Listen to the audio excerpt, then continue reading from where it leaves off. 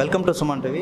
మనం అంతర్జాతీయ మహిళా దినోత్సవాన్ని పురస్కరించుకొని టౌన్ ఎస్ఐ గారైన అరుణ మేడం గారితో ఉన్నాము. వారి మాటల్లో మహిళల గురించి అడిగి తెలుసుకున్నాం. రండి మేడం. నమస్తే. నమస్తే.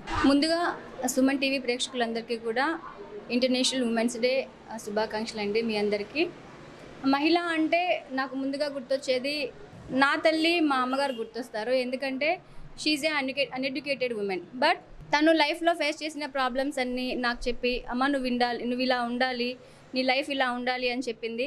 నాకు ఫస్ట్ ప్రోత్సాహం అంటే ఇన్స్పిరేషన్ అంటే మా మమ్మీ గారు. సో నేను ఈనాటి మహిళలకు చెప్పేది ఏంటంటే, మహిళలు ఏదైనా సాధించగలరు. మనం ప్రోత్సాహం ఉన్నా లేకపోయినా స్వయం కృషితో సాధించిన వాళ్ళు కూడా ఎంతోమంది ఉన్నారు. ఈవెన్ ఈరోజు టెక్నాలజీ రంగంలో చూసుకున్నా కానీ, చివరికి రాకెట్ సైన్స్లో చూసుకున్నా కానీ, స్పేస్ టెక్నాలజీలో చూసుకున్నా కానీ మహిళలు చాలామంది ఉన్నారు. మొన్న రీసెంట్గా రిలీజ్ అయినటువంటి ఫలితాల్లో టీజీటీ, డిఎల్ ఫలితాల్లో కూడా గృహిణులుగా ఉన్నటువంటి మహిళలు ఎంతోమంది ఉద్యోగాలు సాధించిన వాళ్ళు ఉన్నారు. సో నేను చెప్పేది ఏంటంటే, మనకి ప్రోత్సాహం లేదు అనుకొని బాధపడే కంటే మనం స్వయం శక్తితో ఎదుగుదాం. ఇప్పుడు నేను ఎగ్జాంపుల్గా చూసుకుంటే, నేను ఈరోజు సబ్ ఇన్స్పెక్టర్ స్థాయిలో ఉన్నాను. కానీ నాకు మ్యారేజ్ అయ్యి 8 years అయిన తర్వాత, నాకు 3 పిల్లలు పుట్టిన తర్వాత నేను I have to do something అనేది అనుకున్నాను. 3 పిల్లలు పుట్టిన తర్వాత నేను సబ్ ఇన్స్పెక్టర్ సాధించాను. నాలాగా ఎంతోమంది ఉన్నారు.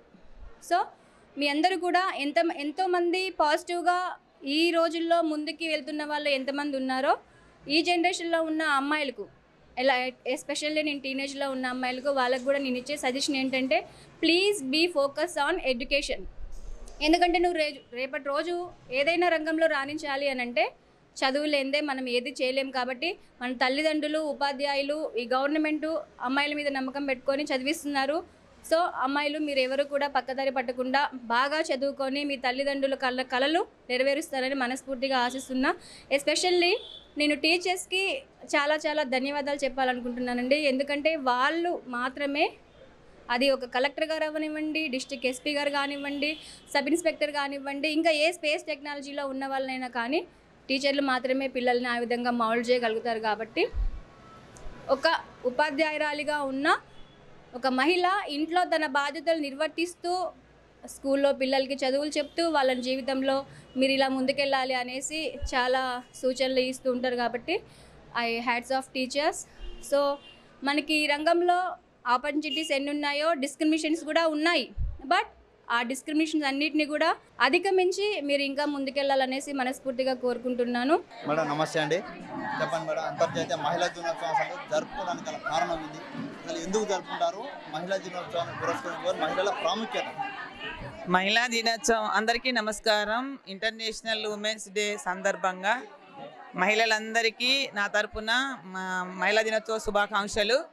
మహిళా దినోత్సవం అనేది ఎందుకు జరుపుకుంటున్నారంటే, మనకు గత కాలంలో ఒక 60-70 సంవత్సరాల క్రితం మనకి పని వేతనాలలో ఈక్వాలిటీ లేదు. పని మాత్రం ఆడవాళ్ళు మగవాళ్ళు సమానంగా చేస్తున్నారు, కానీ వేతనం ఇచ్చే దగ్గర మాత్రం మహిళలకు చాలా తక్కువ వేతనం ఇస్తారనే ఆలోచనతో ఆ రోజు మొదలుపెట్టిన పోరాటంతో ఇంటర్నేషనల్ ఉమెన్స్ డేగా మనకు అవతరించి, ఆ రోజున ఏదైతే వాళ్ళు పోరాటం చేసి సాధించారో ఆ రోజునే మనం ఉమెన్స్ డేగా చేసుకుంటున్నాం. ఉమెన్స్ డే అనేది ఎందుకు జరుపుకుంటాం అనేది మనం ఇప్పుడు చూసుకుంటే, ఇప్పుడు మన మెయిన్గా మహిళలు అన్ని రంగాల్లో సాధికారత సాధించాలి. అన్ని రంగాల్లో సాధికారత సాధించాలి అని అంటే ఫస్ట్ వాళ్ళకి విద్య అవసరం. ఇప్పుడు మహిళల పరిస్థితి ఎలా ఉందంటే, కడుపులో పడ్డప్పుడు బిడ్డ నేను పుడతానో లేదో, నన్ను మా అమ్మ నాన్న తాతలు బతకనిస్తారో లేదో, నేను భూమి మీదకి వస్తానో లేదో అనే డాట్తో స్టార్ట్ అయిన జీవితం, వాళ్ళు 80 సంవత్సరాలు 60 సంవత్సరాలు పుట్టి మంచంలో పడి చనిపోయేంత వరకు అదే వేదన సాగుతుంది. ఒక గుడ్డుగా ఉన్నప్పుడు స్టార్ట్ అయిన వేదన కొనసాగుతుంది. పుట్టిన తర్వాత ఇంట్లో ఉన్న అమ్మాయికి అబ్బాయికి వ్యత్యాసం, స్కూల్కి వెళ్ళినప్పుడు అమ్మాయికి అబ్బాయికి వ్యత్యాసం, పెళ్లి జరుగుతున్నప్పుడు ఎవరికో ఒకరికి ఇచ్చి తొందరగా పంపించాలి, నా కొడుకులనైతే నేను సెటిల్ చేసుకోవాలి, అమ్మాయినైతే ఇంతో అంత ఇచ్చి ఎవరికొరు పట్టేయాలనే వ్యత్యాసము. పెళ్ళైన తర్వాత భర్త నేను ఉద్యోగం చేసి సంపాదిస్తున్నాను, నువ్వు ఇంట్లోనే వండి పెట్టాలనే వ్యత్యాసం.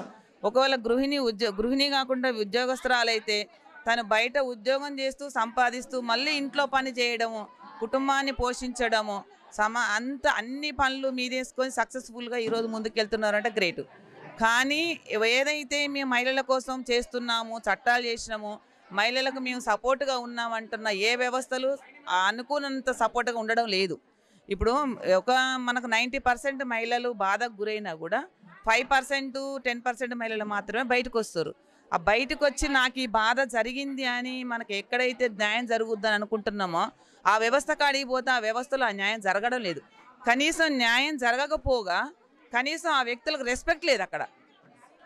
మేము మా చట్టసభల్లో మా చట్టాలలో మేము మా స్టేషన్కి వస్తే అది చేద్దాం అని చెప్పే కాడ కనీసం ఒక అమ్మాయి వచ్చింది తనకు ఎంత బాధ అంటే వచ్చిందో ఓదార్పు అనేది లేదు. నేను ఎస్పీ గారిని కలిసి కూడా అదే చెప్పినాం. మహిళలకు బాధ కలిగి 1% వాళ్ళు మాత్రమే బయటకు వస్తున్నారు. వాళ్ళకు కనీసం మేమున్నామని ఓదార్పు ఇవ్వండి. ఇప్పుడు మన చట్టాలు మహిళలకు వచ్చిన చట్టాలన్నీ పేపర్ మీద ఉన్నంత ఈజీగా ప్రాక్టికల్గా లేవు. కాబట్టి ఒకటి మనకి ఎట్లా అంటే ఒక కాకి దెబ్బ తగిలితే కాకులను ఉరికొస్తాయండి. ఒక కోతి దెబ్బ తగిలితే ఆ కోతి చుట్టూ మేము 100 కోతులు వచ్చి కూర్చుంటున్నాయి. కానీ ఒక మహిళ బాధపడుతుందంటే సాటి మహిళలందరూ కూడా బయటికి రావాలి. అది చైతన్యం. అలా బయటకు వచ్చిన రోజు మాత్రమే అది. అంతేగాని ఎవరో వస్తారు, ఎవరో చట్టాలు చేయాలి, ఎవరో వచ్చి చేయాలని మనం కూర్చున్నంత మాత్రాన పనులు కావు అసలు.